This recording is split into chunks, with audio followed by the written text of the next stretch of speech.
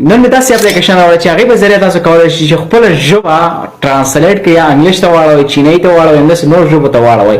کوم اپلیکیشن ده په دې کې ما تاسو ته معلومات درکړی. دغه اپلیکیشن تاسو خپل موبایل کې ډاونلوډ کړئ، نور به دې نه استفاده کوئ. کله چې تاسو یو خبره کوئ په پښتو کې، همداسې په اردو کې، همداسې نور ژبو کې تاسو دا کلمه به تاسو ټرانسلیټ کړئ، یا چې د انګلیش ته چینایي ته همداسې نور ژبو ته اړوئ.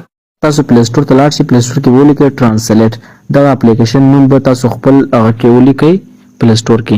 دلته لیکلي ټرانسلیټ. څنګه دا انسټال کړئ پلی سټور کې، دا دننه به راشئ، دننه به داسې هغه راشي. دا په فري هم کېږي ښه، او په همداسې هم کېږي، انټرنیټ باندې هم استعمالېږي. لکه زه دلته لیکم سلام. څنګه چې مې سلام لیکل ته هلو راغی، صحیح ده. سلام څنګه یې ګورئ، موږ ته سلام څنګه یې په انګلیش کې لیکل کېږي.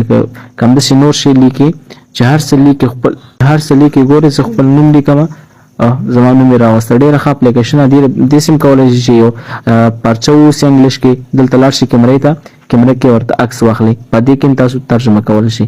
ډېره زیاته مننه. زموږ ویډیو که خوښ شوي ځان سره پیور کړئ، نورو ملګرو سره هم شیر کړئ.